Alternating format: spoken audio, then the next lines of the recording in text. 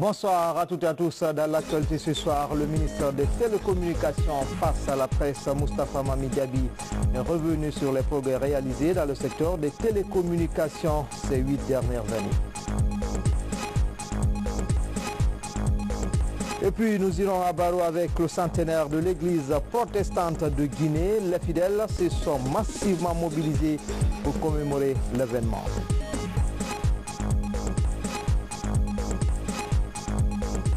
Enfin, ce coup de projecteur sur les vestiges de l'ardoiserie de l'Abbé. Peu de gens se rappellent de la belle époque de cette unité industrielle située à Tialakoum, commune urbaine de l'Abbé. L'usine d'ardoise de l'Abbé n'existe que dans les documents pour souvenir. Voilà pour le sommaire. Encore une fois, bonsoir à toutes et à tous. Bienvenue dans cette édition d'information à la CENI. Les nouveaux commissaires ont prêté serment ce 21 janvier à la Cour constitutionnelle. Le bureau exécutif de l'institution en charge des élections en Guinée a été élu. Le président et son vice-président ont été reconduits. Seule nouveauté, Banosso devient le deuxième vice-président. Saïdou Mandialo. La composition de la nouvelle équipe de la CENI obéit à la nouvelle loi promulguée le 7 décembre dernier. L'équipe compte 17 commissaires, soit 8 de moins que les précédentes. Dans le mode de désignation, on note 7 places pour l'opposition, 7 pour la mouvance présidentielle, 2 pour la société civile et 1 pour l'administration. Ce lundi, tous les commissaires sont devant la Cour constitutionnelle pour prêter serment. Ce serment met fin au tutorat politique de tous les commissaires. Ils doivent faire preuve d'intégrité et d'impartialité, des valeurs indispensables dans l'organisation des scrutins crédibles. Mesdames et messieurs les commissaires, c'est aussi l'occasion pour moi d'attirer votre attention sur les attentes légitimes du peuple de Guinée vis-à-vis de la commission électorale nationale indépendante. Il attend le peuple de vous le professionnalisme, la rigueur dans la conduite des échéances électorales. Renvoyés devant leur engagement, ces membres ont procédé à l'installation d'un nouveau bureau. Composé de 5 membres, le président sortant, Amadou Salifou Kébé, est reconduit, tout comme son premier vice-président Bakary Mansaré. Le second vice-président, lui, est nouveau, son nom Banosso. Le poste de trésorier revient à Séraphine Koundiano et celui de rapporteur à Youssouf Leno.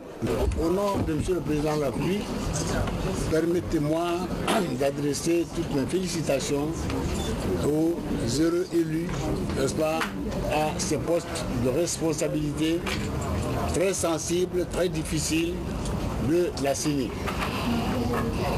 Félicitations, mais également encouragement, parce qu'encore une fois, la tâche est difficile.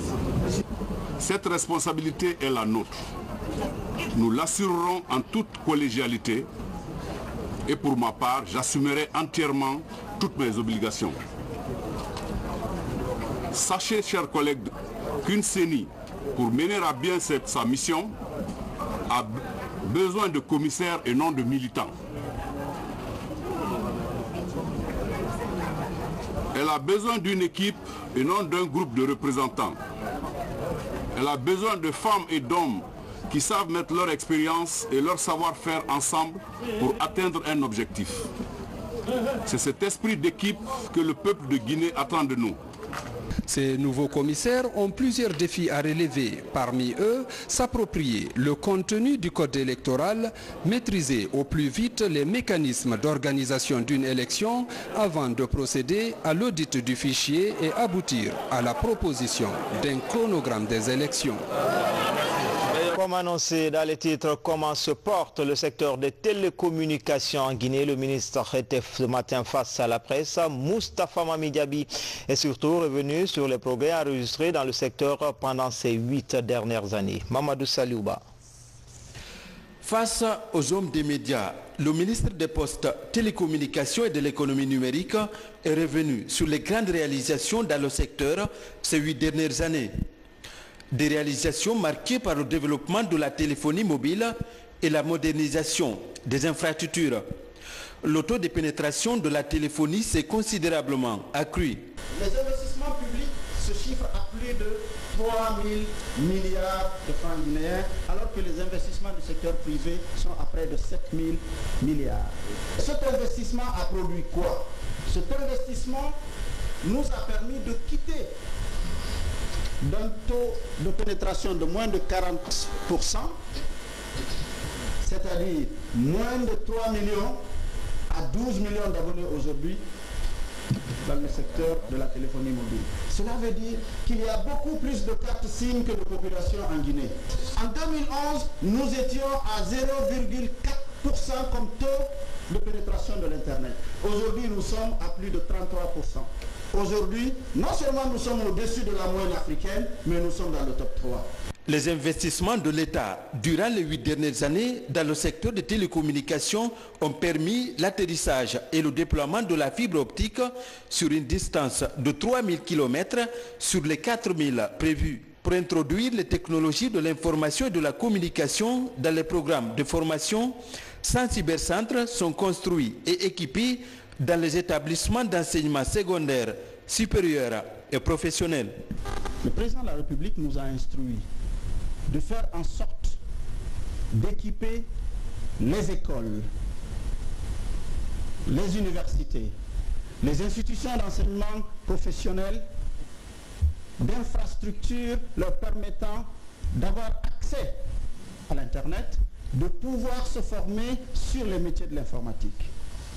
Aujourd'hui, nous sommes à 132 établissements à travers le pays. Il n'existe pas une préfecture qui n'a pas au moins un centre. Devant les professionnels de l'information, le ministre Diaby a annoncé les priorités de son département pour les prochaines années. Il sera surtout question de la mise en œuvre de projets identifiés par le Plan national du développement économique et social dans le secteur des télécommunications, notamment l'opérationnalisation du backbone national, l'interconnexion des réseaux mobiles entre la Guinée et ses voisins. Vous suivrez l'intégralité de cette conférence de presse à 21h30 sur les antennes de la télévision nationale. La finalisation, restitution des études sur l'amélioration de la surveillance des activités de pêche en Guinée. À travers cette étude, les acteurs comptent gérer de façon durable les ressources halieutiques et lutter contre la pêche illicite. Abdoulaye Ningelande Diallo, Younoussa Taweli Kamara. L'amélioration de la bonne gouvernance dans le secteur de la pêche constitue une véritable préoccupation pour le gouvernement guinéen. Des études sont menées à cet effet pour assister l'État dans son programme de lutte contre la pêche illicite et non réglementée. Ces études ont pris en compte les conditions relatives à la sécurité et à la sûreté des opérations de contrôle en mer et sur la surface terrestre. Nous continuerons à essayer d'appuyer la Guinée dans ses efforts de développement de ce secteur et d'autres. Et nous tenons à vous féliciter pour avoir pris le taureau par les cornes, comme on dit en français, en essayant de résoudre ce problème qui traîne depuis plusieurs années. Mais à un moment, il faut arrêter et il faut essayer de changer un petit peu de situation. C'est un premier pas et nous sommes prêts à accompagner la Guinée pour les pas suivants. Le ministre de la Pêche et de l'économie numérique exprime sa volonté d'œuvrer en faveur d'une gestion durable de notre patrimoine halieutique. On est devenu champion, nous sommes l'élève modèle aujourd'hui dans la surveillance des pêches. La bonne gouvernance dans un pays, surtout dans notre secteur, qui est le secteur de la pêche, l'épine dorsale, c'est la surveillance. La surveillance et la recherche. Si nous voulons une gestion durable de nos ressources halieutiques, nous sommes obligés de passer par là, par cette surveillance. Et je me réjouis pour cet atelier qui est placé à deux niveaux. Le premier niveau, qui est déjà renforcer ce qui existe, et le deuxième niveau, comment trouver des moyens pour trouver des financements nécessaires afin de pouvoir suivre correctement ce que nous voulons faire, c'est-à-dire la surveillance des pêches. À terme, le gouvernement et ses partenaires entendent de restructurer le Centre national de surveillance et de police des pêcheries. La première phase consistera à faire la situation opérationnelle actuelle et de proposer une stratégie globale. Le ministre de la Ville et de l'Aménagement du territoire sur le chantier du projet d'assainissement de Conakry. C'est l'un des projets des conventions signées entre la Guinée et le Maroc. À Koléa, par exemple, vous allez le voir, les ouvriers s'activent sur le terrain. Mangafo de Touré. Dans certains quartiers de la ville de Conakry, les eaux usées et autres déchets liquides stagnent encore devant les concessions. Par endroits, la plupart des toilettes débouchent sur des voiries. Les canalisations sont à ciel ouvert. Depuis 2 mois, le projet d'assainissement liquide de Conakry évolue. On est là pour voir exactement où en sont les travaux et on est vraiment satisfait, n'est-ce pas, Monsieur le Ministre, de l'exécution des travaux qui, d'après les experts, seront au plus tard finis en avril 2019, c'est-à-dire bien avant la saison des pluies. Et c'est une bonne chose donc pour la population et c'est une bonne chose pour la coopération qui a toujours été exemplaire entre nos deux pays. Et cette phase préliminaire est déjà très avancée. Vous l'avez vu, vous avez écouté tout à l'heure la société qui nous parle de près de 70% de réalisation. Je crois que ça c'est extrêmement important. Il faut préciser aussi que la deuxième phase aussi est déjà adjugée au niveau du Maroc. Il y a eu un appel d'offres qui a été fait et le contrat est déjà adjugé. Ceci est extrêmement important parce que, comme vous le savez, l'objectif du président, c'est de faire en sorte que toutes les populations puissent vivre dans des cadres, puissent être dans une situation de vie décente. Financé à plus de 13 millions de dollars par le Maroc, le projet d'assainissement liquide de Conakry couvre la commune de Matam et une partie de Dixine. Il s'agit d'un réseau d'évacuation de 36 km et d'une station d'épuration prévue à l'Andrea à Dixine. Plus de 2500 ménages seront connectés. Certaines familles bénéficieront de latrines améliorées. Je ne ferai que remercier les initiateurs de ce projet, remercier le gouvernement, remercier également le président de la République qui a bien voulu accorder ce projet. Je demanderai aux autorités d'élargir ça au niveau de tous les quartiers de Matam pour que Matam soit très bien assaini. Le projet d'assainissement liquide de Conakry vient ainsi combler le déficit de traitement et d'évacuation des eaux usées de la capitale. Le projet de mise à niveau urbain de Conakry est le deuxième projet des conventions avec le Maroc dans le domaine de l'urbanisation. Après l'incendie qui s'est déclaré à la radio Sabou FM, le ministre de la Communication s'est rendu sur le lieu. Amara Somparé est allé s'enquérir de l'ampleur des dégâts causés sur les installations de cette radio de proximité. Bernard Tonguino, Aboubakar Sidiki Souma. En arrivant sur les cendres des installations calcinées de Sabou FM, le ministre de la Communication vient exprimer sa compassion aux travailleurs de cette radio communautaire. La visite des locaux et l'entretien avec les responsables du médium ont permis à la délégation du département de s'enquérir des dégâts causés par l'incendie. Ma visite d'aujourd'hui est tout simplement la volonté du département de l'information et de la communication de venir témoigner toute sa solidarité à l'endroit de la direction générale et de tous les journalistes de Sabou FM. Je pense qu'on devrait s'inspirer de cet incident malheureux pour que les patrons de médias, en tout cas qui gèrent des radios et des télés, pensent d'ores et déjà à contracter des assurances professionnelles pour protéger leurs outils de travail et donc leur personnel contre les conséquences de tels incidents qui pourraient mettre à mal leur activité professionnelle et causer, comme vous venez de le voir maintenant, un chômage technique de l'ensemble des journalistes qui travaillent pour eux. La visite de Amara Somparé constitue un motif de réconfort pour les travailleurs de Sabou FM. Des travailleurs qui comptent sur le soutien des pouvoirs publics pour la relance de leur radio. Nous avons reçu pas mal de visites, beaucoup de visites, mais si c'est aussi la visite du chef du département, notre tutelle, c'est plus que réconfortant. On ne peut que lui dire merci pour cette visite, mais aussi lui dire merci par rapport à ses engagements qu'il vient de prendre, dans l'espoir de faire relancer le plus vite que possible la radio Sabou FM qui aujourd'hui est éteinte suite à cet incendie que vous avez sans nul doute constaté. Créée en janvier 2011, la radio Sabou FM émet sur la 97.7 avec des programmes exclusivement diffusés en langue nationale.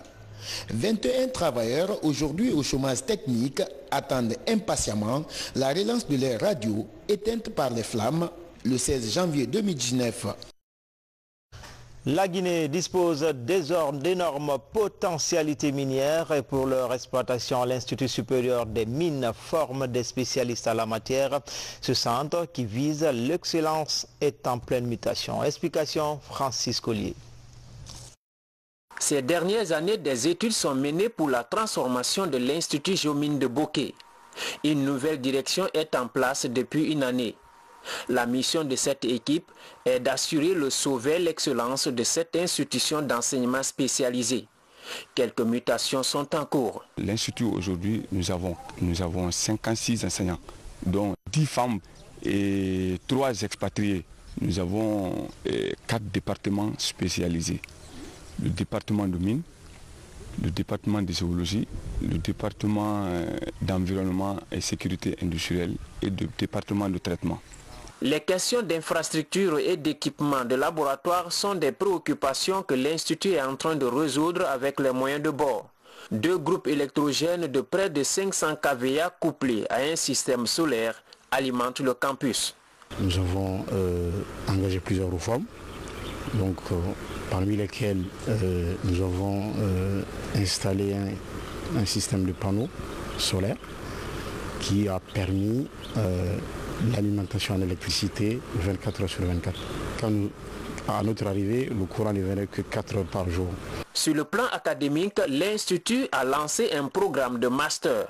Ce programme suscite un réel engouement chez les postulants. Vu l'avantage des géomines de la Guinée et ses ressources aussi, j'ai sollicité de choisir la Guinée, précisément Bokeh. La formation est très bonne. Et encore, après les études, nous sommes accompagnés par des stages. Pour mettre en confiance les partenaires techniques et financiers, l'Institut supérieur des mines de Bokeh est placé sous la surveillance d'un conseil d'administration de 9 membres. Ils donnent leur avis sur la gestion des ressources destinées à insuffler un vent nouveau dans la formation ici. Des infrastructures hydrauliques pour la commune rurale de Dar-el-Labé, c'est une action de l'association des jeunes guinéens de France, une manière de lutter contre la corvée des braves femmes de cette localité qui parcouraient des kilomètres pour obtenir l'eau potable. Images et témoignages dans ce reportage de Valérie Talimané, Mohamed Lamine Kaba. La commune rurale de Dar-el-Labé est à 22 km du chef-lieu de l'Abé. Avec une population de 10 000 habitants essentiellement à vocation agro-pastorale. Ici, les ménages de cette contrée ont toujours exprimé le besoin en eau potable. Un cri de cœur entendu par l'Association des jeunes guinéens de France et ses partenaires. 2 blocs de latrines et une adduction d'eau potable sont aujourd'hui opérationnels dans la localité. C'était du problème. On quittait ici pour aller par là, partir par là, vraiment à 2 km, à 3 km. Surtout avec le soleil, on souffrait amèrement. La soif s'étanche peu à peu avec l'installation de panneaux solaires qui génèrent l'électricité pour le pompage de l'eau et la construction d'une cuve de stockage d'une capacité de 30 mètres cubes. L'autre stratégie, c'est celle du paiement des factures par les abonnés pour l'entretien des installations. L'objectif étant de doter l'ensemble des ménages en eau potable à travers les bornes fontaines munies de compteurs. Tout ce processus, au moment où on arrive à une étape fondamentale, ce n'est pas le terme, ça sera dans 10 ans ou dans 20 ans. Qu'est-ce qu'ils auront fait de ça? Je serai probablement plus là pour venir le constater. Toutes ces actions que nous menons, le but qu'on recherche, qu'on en tire, c'est l'autonomisation sur le long terme des populations. C'est pourquoi pour le projet hydraulique villageoise de Dar-el-Labé, avec l'aide de divers acteurs, parce que c'est vraiment l'intelligence collective qui a opéré ici. Donc les bailleurs de fonds qui nous ont accordé des financements à Lyon, Hauts-de-Grand Lyon, à travers le Fonds de solidarité et de développement durable et l'agence micro-projet pour à peu près de 100 000 euros nous ont permis, avec l'aide d'acteurs locaux ici, nos représentants de l'AJGF, je suis avec M. Alpha qui nous représente ici, la fondation Rafiou qui est localement insérée ici à Dar-el-Labé, la commune, les acteurs du SNAP, le service national d'aménagement des points d'eau. La mise à disposition de ces installations hydrauliques devrait booster le développement socio-économique de cette localité. d'où l'appel des autorités communales de Daralabé à un usage judicieux de cette denrée vitale. Nous avons promis, parce que nous sommes dans une dynamique de gestion participative et de gestion transparente de la commune de Daralabé, nous, le nouveau conseil élu. Donc je ne puis vous dire que nous allons faire une gestion très efficace de cette adduction d'eau. L'Association des jeunes Guinéens de France est à sa 20e année de création. Depuis, cette structure apporte sa touche pour le développement à la base, surtout en milieu rural. Et puis cet élément qui vient juste de nous parvenir, le président professeur Alpha Condé a pris part ce lundi aux obsèques du grand calife de Dinguiraye. Elhadji Mountaga Tall est décédé le vendredi dernier à Conakry des suites de maladie. Cet après-midi, après la prière de 14 heures, qu'il a regagné sa dernière demeure. Explication Ibrahima Keita du bureau de presse de la présidence. Décédé dans l'après-midi du vendredi 19 janvier 2019 à Conakry, à l'hôpital de l'amitié sino-guinéenne, le calife de Dinguiraye a regagné sa dernière demeure ce lundi. Le président de la République, le professeur Alpha Condé, a fait le déplacement pour prendre part aux obsèques de celui qui était considéré comme son père spirituel. Né en 1920 à Ségou, en République du Mali, Elhadji Mountaga Tall était le troisième calife de Dinguiraye, après Elhadji Alpha Amadou Tall et Elhadji Mahim Tall. À la grande mosquée historique de Dinguiraye, les fidèles musulmans sont venus de partout pour un dernier hommage à Elhadji Mountaga Tall à travers la lecture du Saint-Coran et des bénédictions.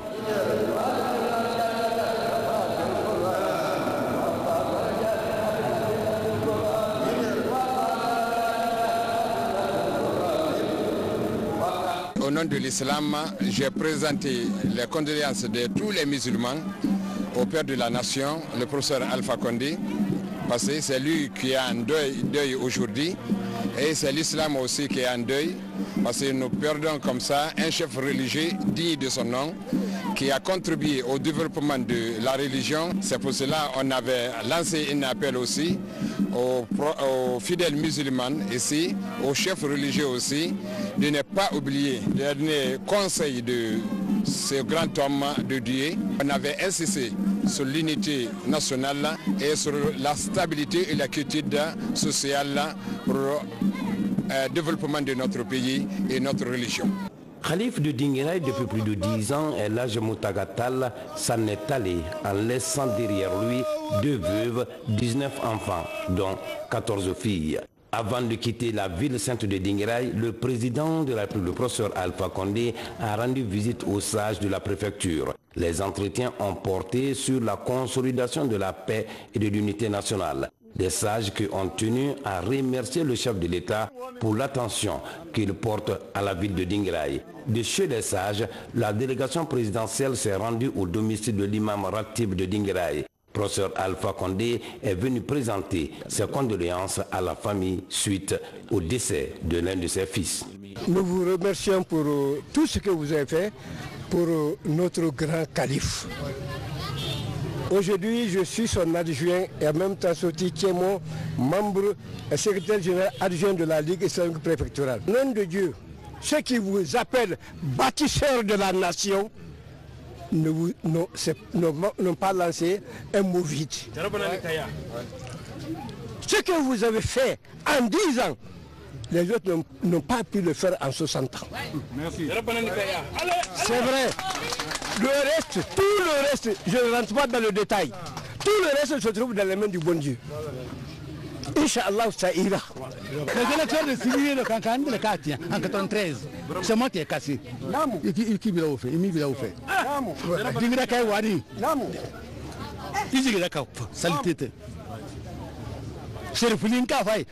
Allons-y saluer le président. Je lui ai posé la question. On va saluer le président du RPG ou bien le président de la République? À quoi le président de la République? C'est un don divin. Alors le cas d'Amas. C'est un don divin. Le pouvoir est divin. C'est Dieu qui donne le pouvoir. J'ai couru pour venir. Je n'aime pas la démagogie. Toi, tu me connais. Que Dieu te protège. Que Dieu ne guide pas. Le pouvoir est divin. Vous êtes en train de faire du beau travail. C'est moi qui le dis. j'ai couru pour venir, pour se dire grand merci. Juste après ce témoignage de remerciement, le chef de l'État, le professeur Alpha Condé et sa suite ont regagné. Dans l'actualité également, l'église protestante évangélique de Guinée célèbre ses 100 ans en Guinée. C'est en 1919 que les premiers missionnaires s'installèrent à Baro. Plus précisément, le 19 janvier, pour marquer cet événement, les fidèles croyants de cette église se sont massivement mobilisés pour rendre grâce au Seigneur. Le point avec Samara Tolno. À 25 km de la commune urbaine de Kouroussa, la sous-préfecture de Baro, l'un des tout premiers sites de l'histoire de l'église protestante évangélique de Guinée. En provenance de la Sierra Leone, c'est dans ce village que les premiers missionnaires américains se sont installés pour la première fois en terre de Guinée. Dans les bagages de ces étrangers, l'évangile selon Jésus-Christ. Ils ont traversé, ils sont venus en Guinée et ils ont longé le fleuve. Le grand fleuve qui est le fleuve Niger. Donc ils sont arrivés à Baro. Il y a eu plusieurs tentatives d'installation dans cette ville. Ça n'a pas été facile. Mais finalement, le 19 janvier 1919, ils ont pu terminer leur case. Ils se sont installés dans cette case. Voilà pourquoi Baro est le lieu où est née l'église protestante évangélique de Guinée. En plus de leur mission d'évangélisation, ces premiers protestants fondent en 1946 un centre de formation pour les filles.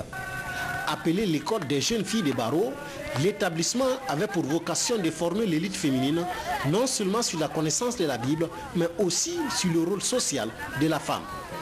17 promotions se succèdent de sa création à sa fermeture en 1966. L'école était là rien que pour les jeunes filles.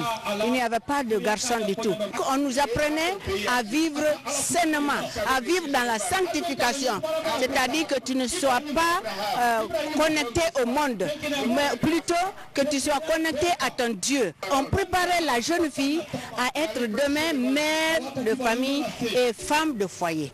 Venus de tous les 4 coins du pays, les fidèles chrétiens de l'église protestante évangélique de Guinée commémorent aujourd'hui le centenaire du début de leur œuvre. L'événement mobilise aux côtés de ces croyants leur co-religion dimanche. J'étais tellement touché parce que pensant qu'il y a 100 ans, il n'y avait personne ici qui connaissait Jésus. Et maintenant, on a vu toute une grande foule, beaucoup habillés comme moi, pour dire qu'ils sont les chrétiens guinéens. Et ça m'a beaucoup plu de voir cette foule devant moi. La célébration du centenaire de l'église protestante évangélique de Guinée va se poursuivre sur les autres sites d'accueil des premiers missionnaires dans le pays, notamment à Kankan et Conakry. Ici à Conakry, une conférence islamique s'est tenue ce week-end à Kaloum, organisée par l'association des femmes de cette commune. La conférence a été animée par l'érudit Elhadji Mokhtar Doumbouya qui a prôné la vérité et le pardon, gage de paix. Fatima Diallo nous signe ce reportage. S'accepter et s'unir afin de construire une paix durable. Voilà qui constitue le noyau du message de l'érudit de Fria face aux populations réunies à Kaloum. À travers ces rencontres, il entend promouvoir les voies de préservation de la paix, parmi lesquelles la vérité et le pardon mutuel. J'invite l'harmonie et l'amour, mais surtout sur le point de la vérité, parce que la vérité, il est plus fort que tout le monde. La vérité, c'est Dieu. Si vous dites la vérité entre vous, si vous vous apprenez à dire la vérité dans votre pays, moi je pense qu'il y aura la calme dans la cité. Mais s'il y a le mensonge, franchement, on ne peut pas maîtriser une situation auquel comme on vivait aujourd'hui. Donc j'invite tout le monde, que ce soit en famille, que ce soit vis-à-vis de nos autorités, à tout niveau, j'invite tout le monde pour sincérité de la vérité. Si vous dites la vérité seulement entre vous, et le bon Dieu vous accompagne, Allah c'est la vérité. Cette conférence devrait permettre aux musulmans de quelque bord qu'ils soient de lutter contre les facteurs qui menacent l'unité. Ils devront se conformer aux prescriptions de Dieu dans la diversité. J'invite tout le monde, il faut qu'on se pardonne. Nous les Guinéens, on est tous les fils du même pays. Si vous acceptez entre les frères, si vous acceptez le pardon entre vous, vous allez vraiment coopérer ensemble. Aujourd'hui, nous sommes très heureux que ce débat se soit passé à Kaloum. Et aujourd'hui, que toutes les populations de Kaloum, vous avez vu aujourd'hui des témoignages très forts des personnes qui avaient des problèmes très sérieux et très profonds au sein de leur famille, avec les voisins, avec les employeurs. Aujourd'hui, ils ont tous décidé de pardonner du fond du cœur. Et c'est cela. Parce que comme on dit, on peut se cacher de ses prochains, mais on ne peut pas se cacher de Dieu. Dieu sait tout. La rencontre religieuse de Kaloum a mobilisé les fidèles musulmans des 5 communes de la capitale. Tous sont invités à conjuguer leurs efforts pour faire de la Guinée un havre de paix. Des engagements sont pris pour cultiver le vivre ensemble, comme l'exige la culture islamique. Direction l'Abbé pour nous arrêter à l'ancienne ardoiserie. Ce qui était une fierté de l'industrie locale ne tient qu'à quelques briques. Aujourd'hui, le site est complètement démantelé. Situé à Tialakon, l'usine n'existe que dans les souvenirs. Notre équipe, basée dans la région, est allée à la rencontre d'un acteur des moments clés de cette unité industrielle. Explication, Mamadou Alpha Baldé, Sarafdine Diallo.